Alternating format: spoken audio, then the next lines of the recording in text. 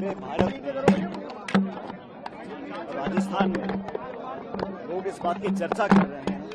लोगों को चिंता खाई जा रही है कि जो पर्वतमाला आदिकाल से करोड़ों लोगों के लिए एक सुरक्षा कवच बना हुआ था, एक ढाल बनी हुई थी, उसको जानबूझकर खतरे की दिशा में कौन डाल रहा है। और कोर्ट का जो हाल ही में वक्तव्य आया है उसमें सरकार की बात को माना गया कि पर्वत की जो ऊंचाई है वो 100 मीटर मान ली जाए। फॉरेस्ट सर्वे ऑफ इंडिया का ये आंकड़ा है कि अरावलियों के पहाड़ों के अंदर 1,18,000 पहाड़ ऐसे हैं जो 100 मीटर से नीचे हैं और मात्र 1,048 पहाड़ ऐसे हैं जो 100 मीटर के ऊपर हैं। मतलब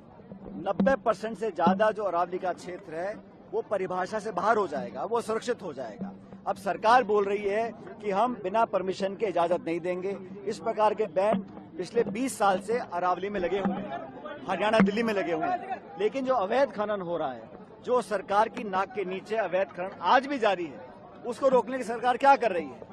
आने वाली पीढ़ियों का भविष्य अंधकार में डालना चाहते हैं। इतना प्रदूषण देश के अंदर है और जो रेगिस्तान का फैलाव है राजस्थान में वो रुका हुआ है अरावली पर्वतमाला की वजह से। अगर वो कुछ सालों के बाद नष्ट हो जाएगा तो दिल्ली तक रेगिस्तान पहुंच सकता है, चाहे वायु प्रदूषण हो, ग्राउंड वाटर हो, इकोलॉजी हो, बायोडायवर्सिटी हो,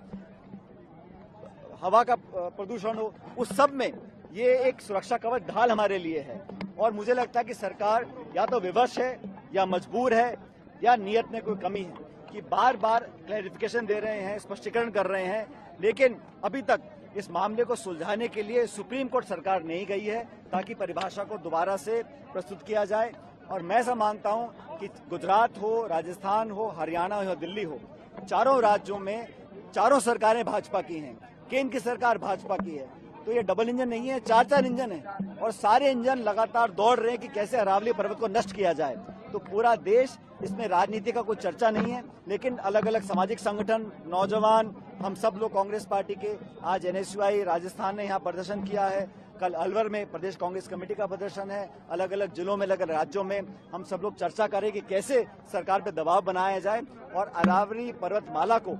जो इतना फ्रेजाइल है, और भारत सरकार ने अंतर्राष्ट्रीय यूनाइटेड नेशंस में कहा कि अरावली पर्वत से हमारा ग्राउंड वाटर रिचार्ज होता है, हमें खेती के लिए पानी मिलता है, मानसून हमारा बेहतर रहता है,